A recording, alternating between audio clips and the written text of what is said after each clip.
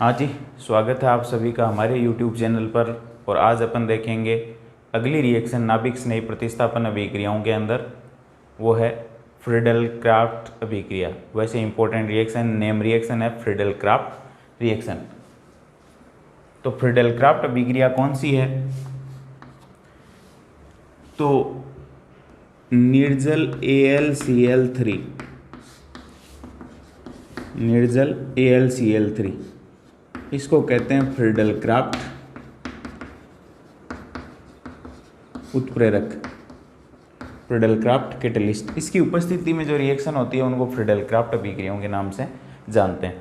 यहाँ जो है अपन न्यूक्लियोफिलिक सब्स्टिट्यूशन रिएक्शन पढ़ रहे हैं, तो अपन बेंजीन की रिएक्शन करवाएंगे इस अभिक्रिया में एल्किल हैलाइडों के साथ। तो रिएक्शन कौन सी होती है फ्रीडल क्राफ्ट? जब बेंजीन को निर्जल AlCl3 यानी ड्राई AlCl3 की उपस्थिति में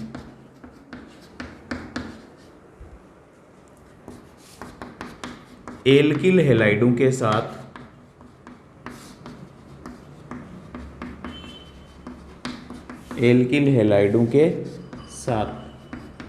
अभिकृत करते हैं, तो एल्किल बेंजीन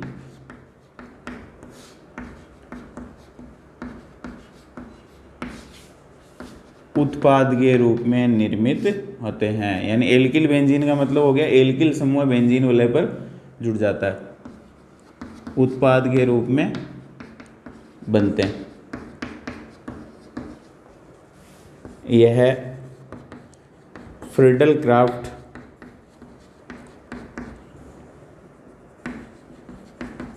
अभिक्रिया कहलाती है, फ्रीडल क्राफ्ट अभिक्रिया कहलाती है।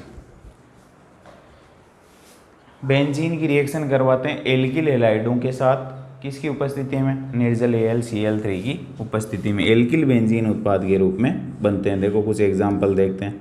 ये बेंजीन है, इसकी रिएक्शन करवाते हैं एल्किल हैलाइड यानी मेथिल क्लोराइड के साथ करवाते हैं, किसकी उपस्थिति में? निर्जल AlCl3 की उपस्थिति।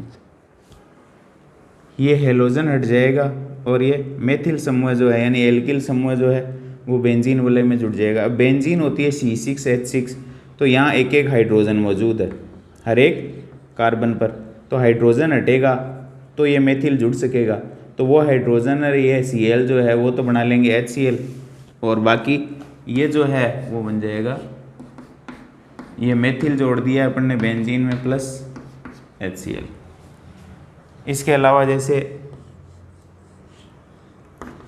और ले लें अपन कुछ, बेंजीन CH3 CH CH3 और Cl, वही निर्जल AlCl3।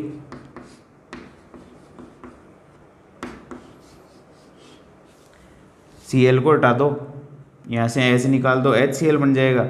और इस कार्बन बीच वाले कार्बन से Cl हटा रहे हैं, तो बीच वाले कार्बन को इस बेंजीन वाले से जोड़ दो, इधर ही जोड़ दो। चाहे बेंजीन में सारे 6 के 6 हाइड्रोजन एक जैसे हैं तो कोई फर्क नहीं पड़ेगा। तो ये एग्जाम्पल हो गए, और एग्जाम्पल देखते हैं। देखो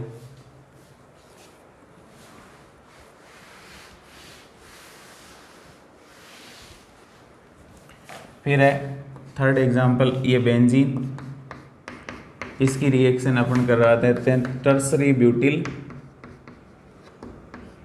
क्लोराइड के साथ, वही निर्जल AlCl3 की उपस्थिति में।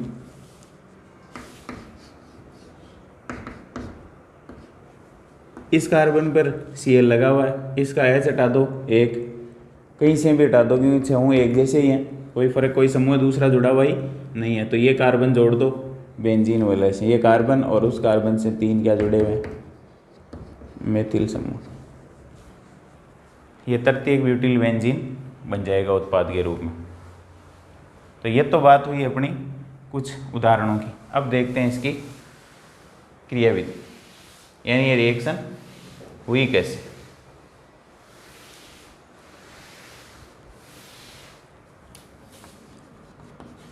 क्रिया विधि, ऊपर वाली ये जो रिएक्शन लिखी हुई है इसकी क्रिया विधि देख लेते हैं। पहले जो है स्टेप फर्स्ट के अंदर AlCl3 जो है वो एल्किल हैलाइड के साथ रिएक्शन करता है। निर्जल AlCl3 की तृतीयक ब्यूटिल या कोई जो भी समूह लेंगे उसका नाम लिख लेंगे, चाहे एल्किल हैलाइड लिख सकते हो।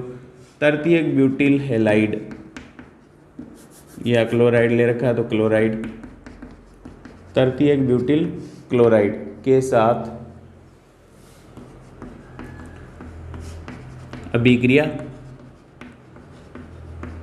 एवं कार्बोकेटायन का निर्माण।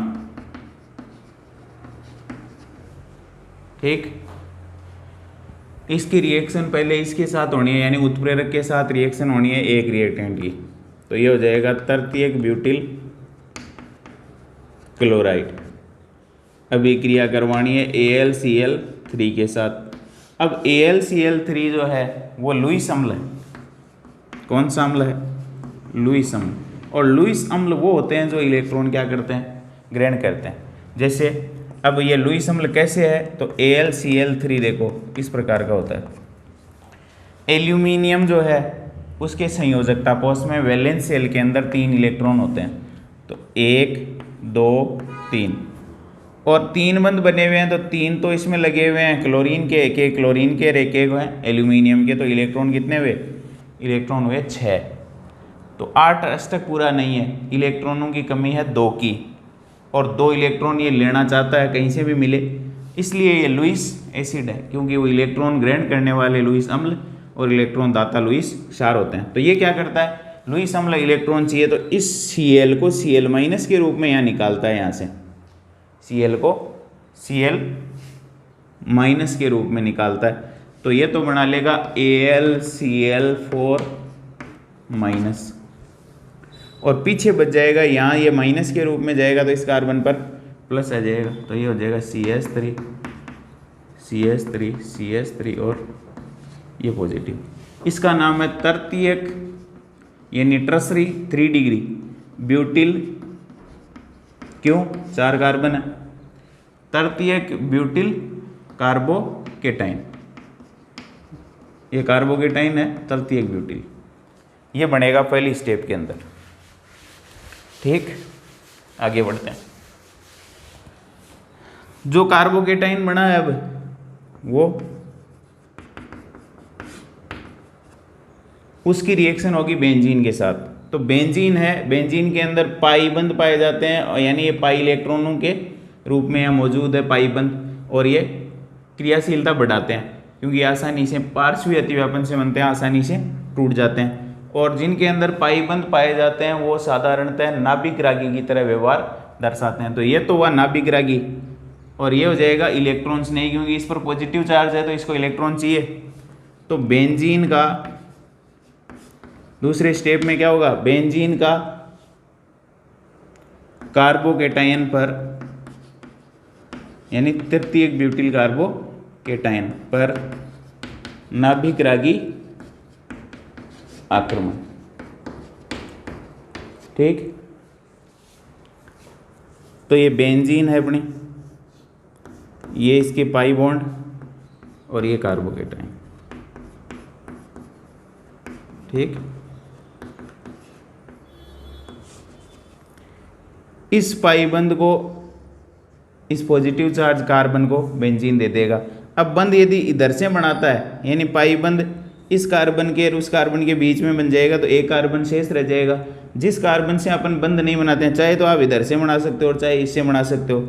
जिधर से बंध बनाते हो उधर तो 4 बंद हो जाएंगे, लेकिन दूसरी तरफ बंधों की संख्या रह जाएगी 3, और वहाँ पॉजिटिव चार्ज आ जाएगा। तो आप जहाँ से भी बंध बनाते हो, ये बेंजीन बोले, ये 2 बॉन्ड, फिर इधर से बंध बनाते हो तो ये कार्बन पॉजिटिव वाला, इसको पाई बंध मिल गया, इससे 3 मेथिल जुड़े हुए हैं, 1 2 और ये 3 और यहाँ आ जाएगा प्लस।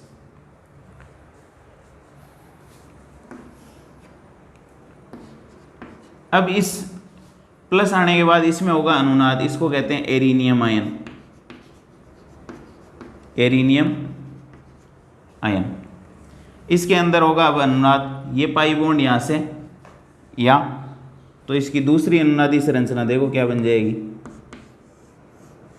ये बेंजीन बोले, ये पाई बॉन्ड अपन ने इधर शिफ्ट कर दिया तो प्लस जो है वो यहाँ आ जाएगा इस कॉर्नर पे, ये प्लस, ये पाई बॉन्ड, फिर ये CH3 CH3 और CH3, फिर यहाँ जो है वो एक हाइड्रोजन मौजूद है, यानी बेंजीन के हर जो कार्बन या कोना जो आपको दिखाई दे रहा है वहाँ हाइड्रोजन मौजूद है, तो मैंने वहाँ हाइड्रोजन निकाल के दिखा दिया क्योंकि अंत में इसको निकालना है अपने को। फिर ये यहाँ, तो अगली अनुनादी संरचना के अंदर जो है पॉजिटिव चार्ज आ जाएगा इस पे, एक बंद आ जाएगा यहाँ, ये H और CH3 और CH3, यानी पॉजिटिव चार्ज जो है वो ट्रेवल कर रहा है कहाँ से कहाँ तक, इस कार्बन से लेकर के और इस कार्बन तक, यहाँ से यहाँ तक। तो इसका जो अनुनाद संकर बनेगा वो देखो किस प्रकार का होगा।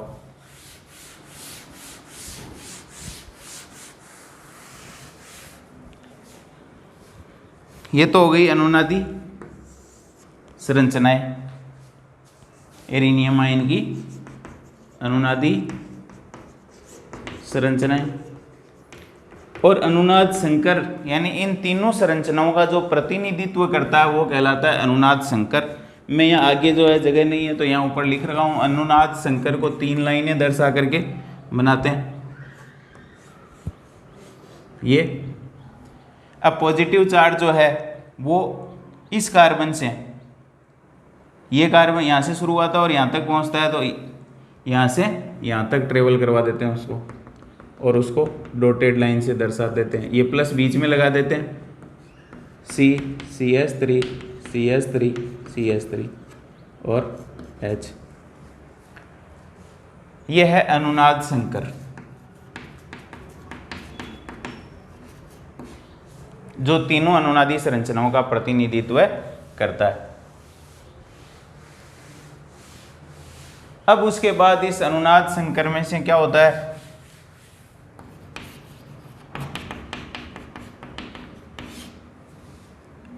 ये अनुनाद संकर फिर लास्ट में AlCl3 के साथ रिएक्शन करता है,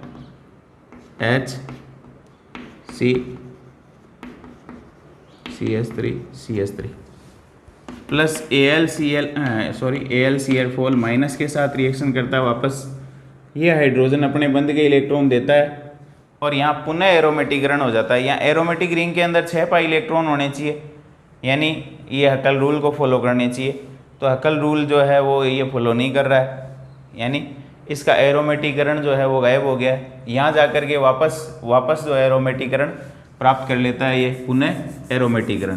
तो ये स्टेप होती है पुनः रीएरोमेटाइजेशन या पुनः एरोमेटिकरण। H प्लस जो है अपने बंद के इलेक्ट्रॉन दे देता है और देखो इधर वाले बंद तो अपने को वैसे ही लगाने हैं, एक बंद यहाँ आ जाता है, ये लास्ट वाली स्ट्रक्चर को देख के आप लगा सकते हो, यानी अनुनाद संकर भी काम में ले सकते हैं और इसकी जगह लास्ट वाली जो संरचना थी अपनी ये वाली, इसको भी काम में ले सकते हैं। हाइड्रोजन जो है बंद के इलेक्ट्रॉन देता है H प्लस के रूप में, खुद निकल जाता है और ये बन जाता है वलय के अंदर 6 पाई इलेक्ट्रॉन जो है वापस आ जाते हैं, 1 पाई बंद के अंदर 2 इलेक्ट्रॉन होते हैं। ठीक, अब वो H प्लस जो निकला है, अब आपको पता है H प्लस आयन का स्थायित्व कम होता है, तो वो AlCl4 माइनस के साथ रिएक्शन करके H प्लस एक तो बना लेता है HCl और पीछे रह जाता है वापस AlCl3। तो AlCl3 उत्प्रेरक के रूप में काम में लिया था, वापस प्राप्त हो गया है। तो उत्प्रेरक वो होते हैं जो रासायनिक अभिक्रियाओं के वेग को परिवर्तित करते हैं लेकिन स्वयं अपरिवर्तित रहते हैं, वो उत्प्रेरक कहलाते हैं। AlCl3 जैसा था वैसा का वैसा ही वापस प्राप्त हो गया है, यानी मैंने तो कुछ नहीं किया, ये दोनों आपस में लड़ रहे थे, दूसरों को भिड़ा देते हैं और खुद साइड में रहते हैं, वो क्या कहलाते हैं? उत्प्रेरक कहलाते हैं। वैसा का वैसा यानी शेप का शेप ही अपने को वापस प्राप्त हो गया है, ये कहलाती है फ्रेडल क्राफ्ट अभिक्रिया। यानी बेंजीन की निर्जल AlCl3 की उपस्थिति में एल्किल हैलाइडों के साथ अभिक्रिया में एल्किल बेंजीन, ये तो रही बेंजीन, ये रहा एल्किल समूह है, तो नाम हो जाएगा एल्किल बेंजीन प्राप्त होती है। ये रिएक्शन कहलाती है फ्रेडल क्राफ्ट अभिक्रिया। अब एल्किल बेंजीन में यदि इसका नाम दें अपन तो सबसे लंबी कार्बन श्रृंखला का चयन कर लो। कार्बन चेन बेंजीन वाले को यहाँ प्रतिस्थापी मान सकते हैं फेनिल के रूप में, पहले भी बात कर चुके हैं। 1 2 3 नंबर दे दिए। 2 पे तो मेथिल है और 2 पे फेनिल है, यानी ये समूह जो है वो फेनिल कहलाता है। 2 methyl 2 phenyl propane, 2 methyl 2 phenyl और प्रोपेन, ये हो जाएगा इसका नाम। 2 मेथिल 2 फेनिल और प्रोपेन, ये हो जाएगा इसका IUPAC नाम। तो ये कहलाती है फ्रेडल क्राफ्ट अभिक्रिया।